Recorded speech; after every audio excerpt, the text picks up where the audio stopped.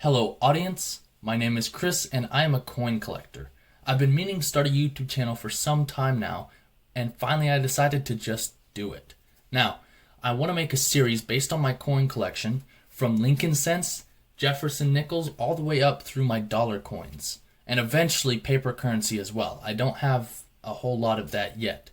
Now, the second video that I want to make is not actually going to be about the series. It's going to be about what you're going to want to do when you're getting started collecting, what you're going to want to buy, and what you're going to want to look for each coin.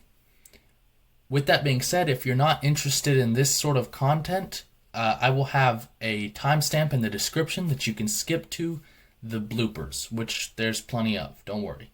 Anyway, on to the first page. Okay, so starting on this first page, I'd like to look at two coins, the 1910 Philadelphia Mint, which is on screen, and the 1920 San Francisco Mint. Starting with the 1910 Philadelphia Mint, the reason that I'd like to show you this one is quite obvious. It's because it's very old. It's the oldest coin and the oldest penny in my collection. It's not in the greatest of conditions, and eventually I'd hope to find one in a better condition. However, it's nice to have something this old and interesting to think about what it's gone through. I'll go ahead and move you on to the 1920 San Francisco Mint, which is right here. And obviously it's in a much worse condition. And the reason that it's in my collection is because it's something that I don't already have. And I don't mind it being in a bad collection or in a bad condition if it's something that's rare and hard to find. We'll go ahead and move on to the next page. Alright, so we're going to go ahead and skip past the second page. There's nothing too interesting on that page. There are interesting things, however, nothing highlight worthy. On the third page, however, we do have three highlights. The 1943 steel pennies. I have the Philadelphia, Denver, and Pennsylvania Mint.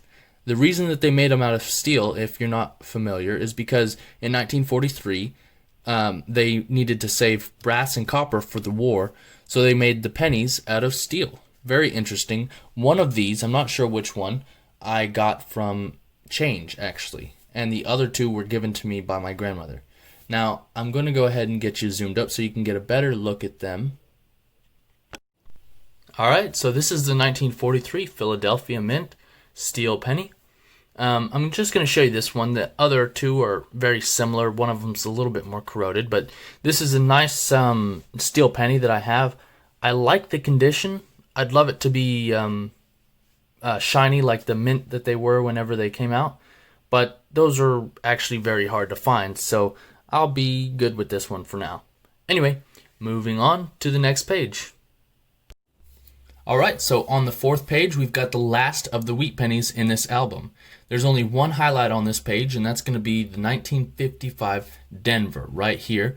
And the reason that I want to show you this is because it's in the best condition in any of my wheat pennies that I've got. Let me go ahead and zoom you up on that one. Okay, so the 1955 Denver wheat penny.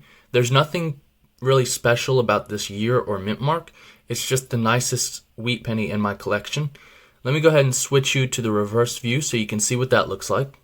So before moving on to the Lincoln Memorial Cents, we'll take a look at the reverse of this 1955 wheat penny.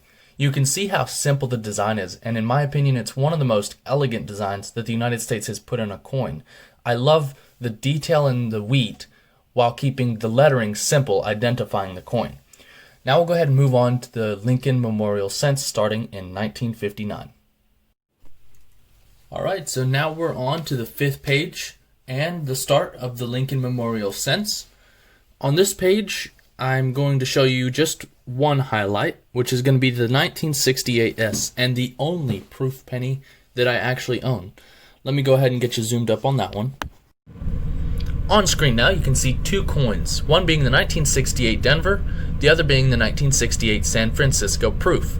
What makes proof coins so valuable is that they're made in very limited quantities and in a reflective finish. If I move the camera around just lower, you may be able to pick it up. Right there, you can see how reflective it looks in the camera. With that being said, this is the only proof penny that I own. However, I do own other proof coins that I will show you at another time. Moving on to the next page. So on the 6th page, there's no one highlight that I'd like to go over, but there is a concept that I'd like to introduce you to, which is variations. I'll go into more detail on variations on the next video. However, the basic gist is different versions of the same year coin, not including mint marks. In 1982, there were roughly 7, possibly 8. In 1979, you can see there's a Type 2 and a Type 1 San Francisco. We'll go over more of those in the next video. On to the next page. We look now at the 7th and the 8th pages, which you can see are both filled completely, minus the proofs, of course. And the reason for this is because being so new, they're still in circulation, and they were made in very high quantities to begin with. With that being said, we'll go ahead and move on to the final page in the album. So on the last page of my coin album, there's only one year I'd like to mention, 2009. This year was the 100th anniversary of the Lincoln Cent, and they made 4 versions of the penny celebrating each stage of President Lincoln's life. After the program ended, in 2010, they started the Shield pennies, which we're all familiar with and we still use today. We'll go ahead and zoom up on one of those. Alright, so we're going to finish this video looking at the reverse of the modern Shield penny. This is my favorite design on any cent from 1909 through today.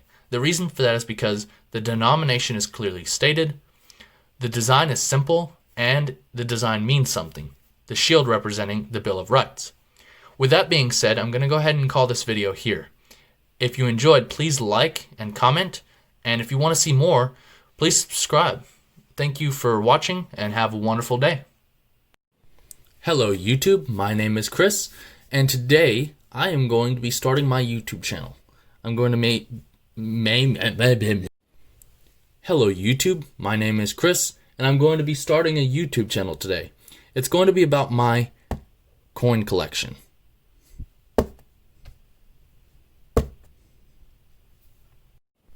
If you're interested in watching more of these videos, you haven't even fucking watched the video yet, jeez.